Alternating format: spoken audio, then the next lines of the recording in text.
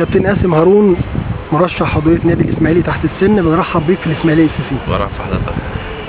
كابتن كل سنة وحضرتك طيب. حضرتك طيب وجمهور الإسماعيلي بخير. عايزين نعرف استعداداتك كده ان شاء الله الانتخابات، فاضل 15 يوم على الانتخابات بالظبط.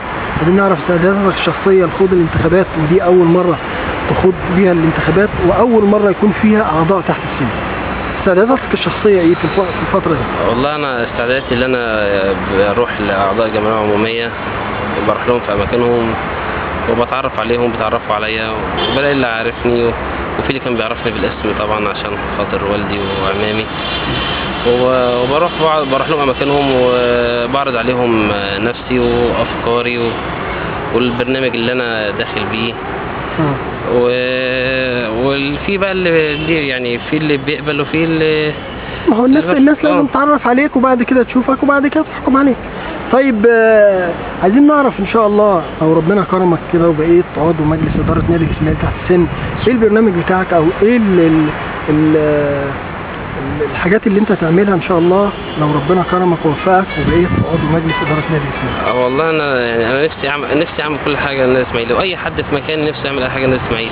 معلش احنا مش هنعمل اي حاجه، احنا في حاجات معينه، يعني مثلا كل واحد انا فاهم بطموحه او درس او داخل عشان يعمل حاجه معينه. انا يعني ان شاء الله أنا يعني باذن الله تعالى ناوي اهتم بالانشطه الرياضيه في الالعاب كلها، العاب فرديه والالعاب. احنا نعرف ان انت من عيله رياضيه، عمك الكابتن والدك الكابتن هارون وعمك الكابتن قاسم، يعني من عيله رياضيه في النادي بقالهم يمكن اكتر من 40 سنه. الحمد لله. يعني انا والدي كابتن هارون مدرب العاب قوه، وعمي كابتن موسى قاسم مدير فني العاب القوه، وكابتن عيسى قاسم مدير فني الملاكمه.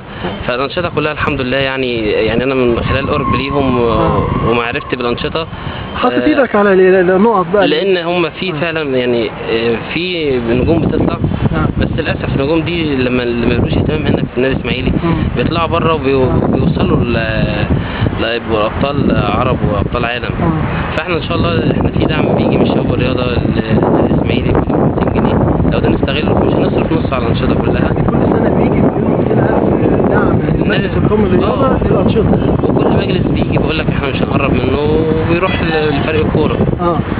بس يعني قصدك ان المجلس ده لو اتصرف على الانشطه هنطلع لو اتصرف اكيد طبعا، لو اتصرف على الانشطه هنطلع ابطال عالم والابطال دي هيشرفوا النادي الاسماعيلي ويبقى شرف لينا احنا، بجانب الانشطه بتضم مثلا ممكن تضم اكتر من 500 ل 800 لاعب في جميع الالعاب، منها اللي انت هتلاقي ما فيش بقى بطاله في اسماعيليه. هنبعد الشباب عن الانحراف والمخدرات والكلام ده كله.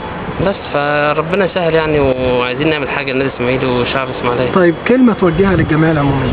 يعني ان شاء الله يعني اختاروا اللي اصلح للنادي وربنا يختاروا عشان ربنا يكرمنا كلنا بنحب النادي وعايزين نقف ورا النادي.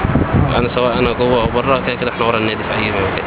كابتن هارون بنتمنى لك التوفيق وان شاء الله نشوفك كده عضو مجلس اداره نادي الاسماعيلي ان شاء الله.